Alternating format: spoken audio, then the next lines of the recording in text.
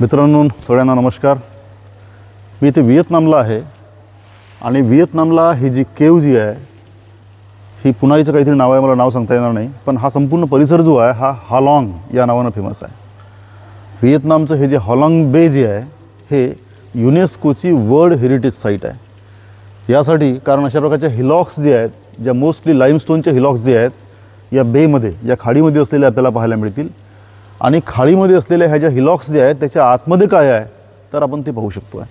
इथे मोस्टली या लाईमस्टोनवर हे सगळे क्रिएचर्स जे आहेत हे आपल्याला पाहायला मिळतील. निसर्गानं तयार केलेली ही एक आपल्याला म्हणता येईल की नक्काशी जी आहे, ही नक्काशी आपण या ठिकाणी पाहतो आहे. आणि ह्या सगळ्या केव्ज जे आहेत, ह्या सगळ्या केव्ज या चित्रांना घेऊन आहेत.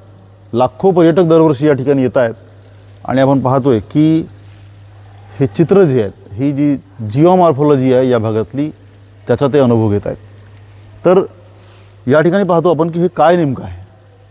इथे पहा, हे तुम्हाला जे पाहायला मिळेल हा स्तंभ आहे एक मोठा, खालूनपासून तर वर गेलेला तुम्हाला स्तंभ पाहायला मिळतो आहे आणि तो वरच्या छताला जाऊन जोडला आहे. ॲक्च्युली काय होतं आहे की चुना जो आहे, हा चुना हा पाण्यामध्ये आपल्याला माहीत आहे की तो सोल्युबल आहे, तो पाण्यामध्ये विरघळतो आहे आणि त्यामुळं चुना जो आहे हा इथं ॲक्च्युली प्युअर चुना नाही आहे, हा कॅल्शियम कार्बोनेट आहे. पण तेच मेन कॅरेक्टर जे आहेत चुन्याचे त्याला पण अप्लाय झालेले आपल्याला पाहायला मिळतील. हा वरून सांडत खाली येतो आहे कॅल्शियम कार्बोनेट, आणि वरून तो खाली जेव्हा येतो आहे त्याला आम्ही स्टॅलेक्टाईट असं म्हणतो आहे. हा वरून आलेला भाग जो आहे हा स्टॅलेक्टाईट आहे, पण तो खाली जेव्हा पडतो आहे, खाली कोसळतो आहे, तेव्हा खालूनसुद्धा वर येणारा एक स्तंभ जो आहे हा तुम्हाला पाहायला मिळतो आहे. आणि खालून वर जाणारा हा स्तंभ जो आहे त्याला आपण स्टॅलेगमाईट असं एक नाव जे आहे त्याला आपण दिलं आहे. बऱ्याच वेळा काय होतं आहे, वरून येणारा स्टॅलेक्टाईट आणि खालून जाणारा स्टॅलेगमाईट हे दोघेही एकमेकाला जुळतात आणि ते जुळल्याच्या नंतर अशा प्रकारचा एक सिंगल पोल जो आहे, हा सिंगल पोल निर्माण झालेला आपल्याला पाहायला मिळतो आहे. त्याला आम्ही कार्स्ट कॉलम किंवा कॉर्स्ट स्टंप्स असं एक स्तंभ जे आहे त्याला नाव त्याला आपण देतो आहे.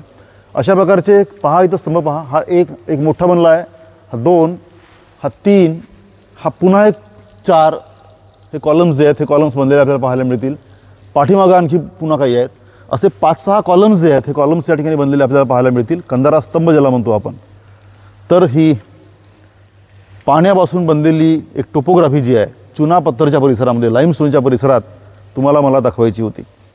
मित्रांनो, हे सगळेचे सगळे जे आहेत हे कार्स्ट रिजन आहेत. या कार्स्ट रिजनमध्ये लाखो वर्षानंतर पाण्यामध्ये, समजा आपल्याला माहीत आहे की पाण्यामध्ये काही हवा असते, there is some water in the air and there is some air in the water, ही जी गोष्ट आपण पकडतो आहे, तो there is some air in the water ही जी गोष्ट जी आहे ही गोष्ट फार महत्त्वाची आहे. कारण एअर म्हणजे काय, air is a mixing of various gases. त्यामध्ये खूप सारे वायू जे आहेत मिसळलेले असतात आणि त्या वायूमध्ये एक वायू जो आहे महत्त्वाचा आहे, तो आहे कार्बन डायऑक्साईड. पाण्यामध्ये कार्बन डायऑक्साईड जर असेल तर मग त्यावेळेस तो जो आहे एका हत्यारासारखं काम करतो आहे आणि त्या हत्यारामुळं हा चुना जो आहे हा विरघळून खाली येतो आहे.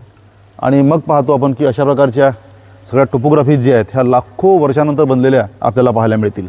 तर ही एक टोपोग्राफी जी आहे ही व्हिएतनाममध्ये, साऊथ ईस्ट एशियामध्ये असलेला देश जो आहे व्हिएतनाम, त्यामध्ये आहे. आणि तिथून तुम्हाला मी लाईव्ह रिपोर्टिंग जे आहे रिपोर्टिंग या ठिकाणी करतो आहे. तर हे नक्की पहा, नक्की व्हिजिट करा या ठिकाणी एकदा, अशा प्रकारची विनंती करेन आणि थांबतो आहे. थँक्यू. एक नंबर आली पा.